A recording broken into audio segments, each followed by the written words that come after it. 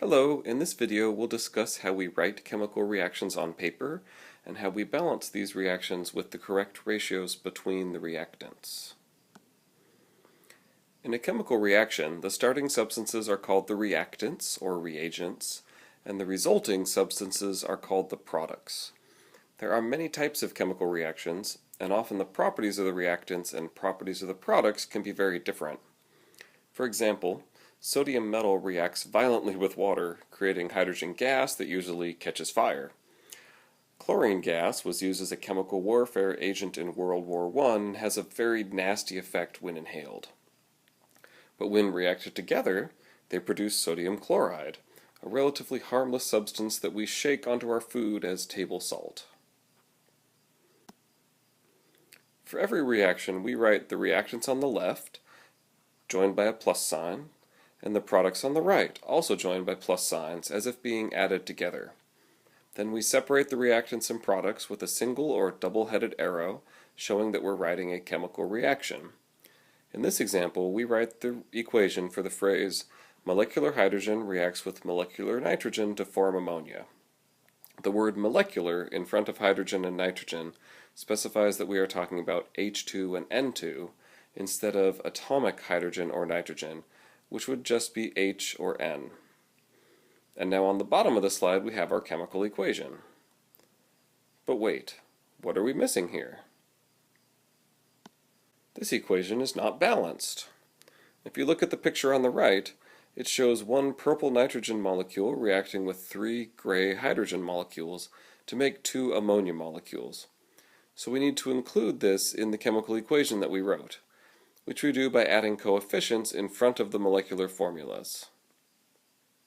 Now our equation specifies that we are reacting 3 molecules of H2, producing 2 molecules of NH3. By convention, we do not write the 1 in front of N2, as it's not really necessary. So, all chemical equations must be balanced, otherwise they're not correctly representing the chemical reaction. Now, you can draw a good amount of meaning from a chemical equation. You can think of this equation as saying that 3 molecules of H2 plus 1 molecule of N2 form 2 molecules of NH3, or that 3 dozen molecules plus 1 dozen molecules form 2 dozen molecules, or that 3 moles of H2 plus 1 mole of N2 form 2 moles of NH3. It's also true that the total mass of all reactants on the left will equal the total mass of all products on the right, due to the law of conservation of mass. However, it's very important to realize that chemical reactions do not tell you that 3 grams of H2 react with 1 gram of N2 to form 2 grams of NH3. This is not true. Chemical equations are phrased in terms of the number of atoms or molecules, not weight. For your information, there are several types of symbols that you may see in a chemical reaction. You are likely to see the states of matter placed after each chemical, either S for solid, L for liquid, G for gas, or AQ for aqueous, which means dissolved in water. You may see something written on top of the arrow, which denotes a solvent for the reaction or a catalyst that is not actually consumed in the reaction. You may see energy released as heat or absorbed as heat, depending on whether the word heat is written on the right or the left. Sometimes we'll write a capital Greek letter delta, the little triangle, to denote that the reactants are heated. And finally, in the second semester of this course, you will work a lot with chemical equilibria, where the reactants form products at the same time as the products form reactants. Now, we mentioned earlier the importance of writing chemical equations that are balanced. Well, sometimes you only find the reaction described in words without the balancing coefficients. Or perhaps you have figured out experimentally what the reactants and products are, and now you need to determine the ratios in which they react. In any case, you need to know how to balance chemical equations when given words that describe a reaction, or when given an unbalanced equation. How do you do this? Well, basically, you adjust the amounts of each reactant and product until you see the same number of each element present on both sides of the equation. For example, if you start with 10 hydrogen atoms, you must end with 10 hydrogen atoms, as the atoms themselves are not created nor destroyed. Unless you're doing nuclear chemistry, which is a whole different story. When adjusting the reactants and the products, you change the coefficients in front of the chemical and not the subscripts within molecular formulas. This is very important. When you put the number in front, you are just stating that you have two of these molecules. For example, the carbon monoxide that's listed on the page. But if you distributed the number into the formula, now you have a different chemical entirely that will have much different properties if it even exists.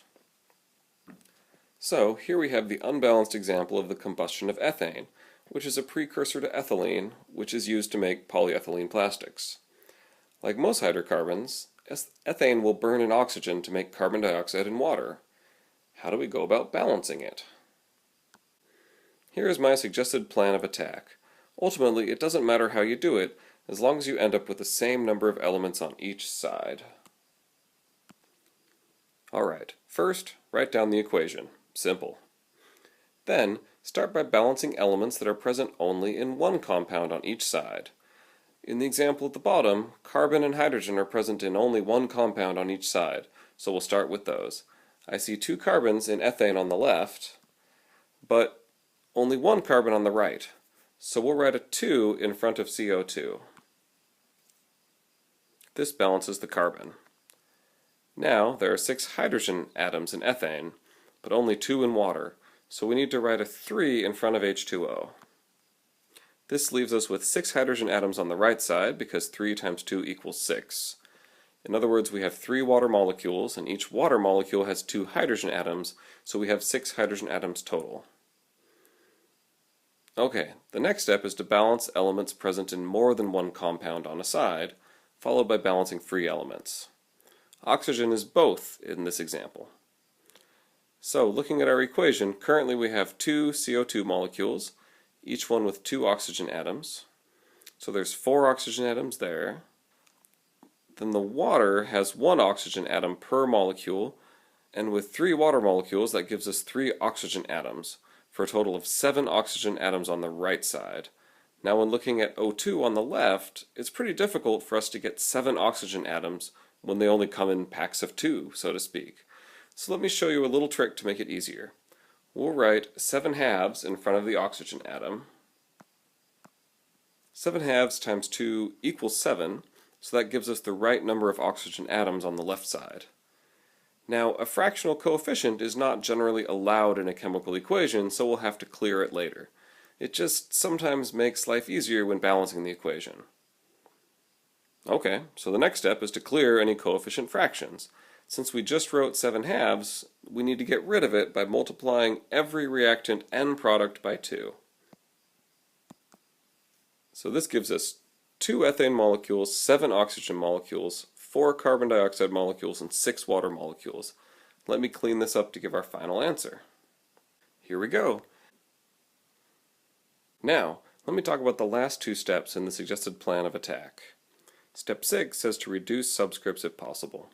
This is not possible given the work we did, but let me give you an example. Say you were balancing this equation and you wound up with 4 ethane molecules, 14 oxygen molecules, 8 carbon dioxide molecules, and 12 water molecules. Your equation would not be correct, because the coefficients are not reduced as far as they can be. If you wound up with 4, 14, 8, and 12, you should notice that all of these numbers are divisible by 2, and so you need to divide each coefficient by 2 in order to get the correct answer. And this would give you what we had before. And finally, in step 7, check your work. We have 2 times 2 equals 4 carbon atoms on the left, 4 times 1, 4 carbon atoms on the right.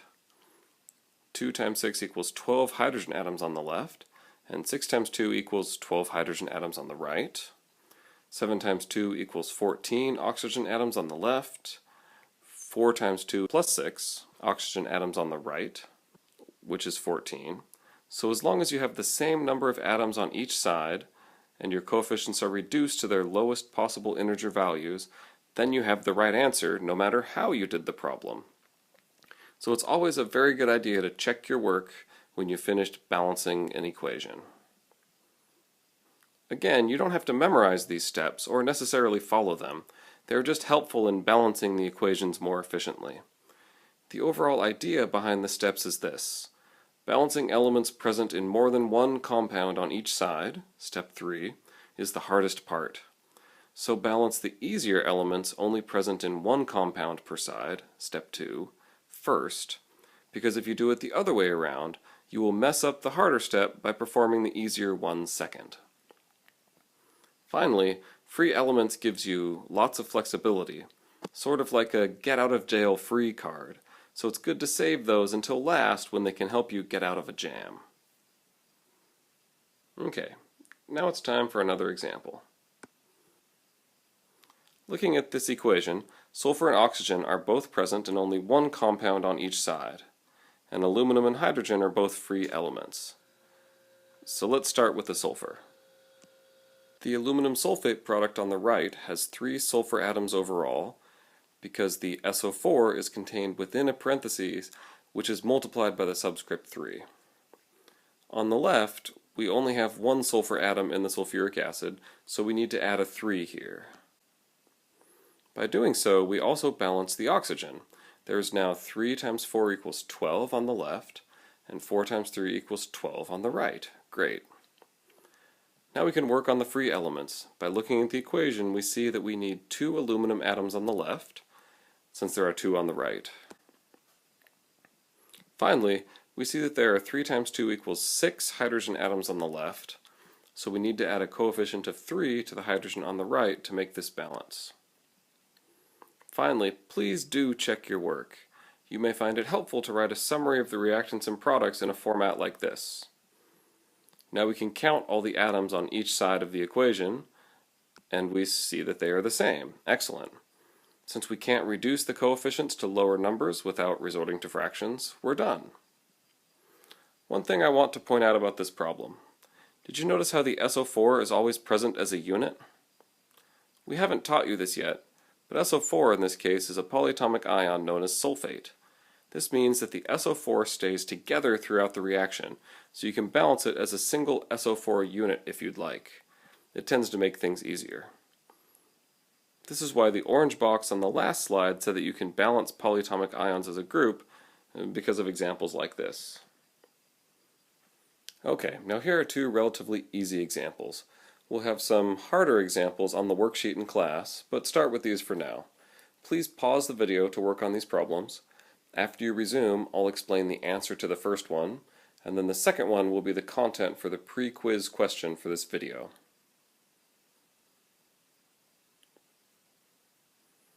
Alright, let's talk about the first one. First, we look at elements only appearing once on each side, and I'll start with sodium. There are 2 sodiums on the right and 1 on the left, so I'll write a 2 in front of NaOH. The sulfur is only in one compound on each side, and there's currently only 1 sulfur atom on each side, so we don't need to touch that at the moment. Now, we're left with atoms present in more than one compound, and I'll try the hydrogen first. There are 4 hydrogen atoms on the left, and only 2 on the right, so I'll need to write a 2 in front of H2O. Now the oxygen. There are 6 oxygen atoms on the left side, and 6 oxygen atoms on the right side. Great. We don't need to touch the oxygen. Now, I think we're done. Next, you should double check the number of elements on each side, and after doing so, you'll see that this equation is properly balanced. Okay, I'll put the content of this second example into the pre-quiz question. Apologies if anything gets garbled in the process. Alright, that's our video on balancing equations. There is some technique and skill involved in successfully balancing equations, and the only way you'll get better is to practice more problems. There will be some problems on the worksheet associated with this video, some in the homework, and your book has even more problems to try. Keep working on it, and you'll become quite good at it. As always, thanks for watching.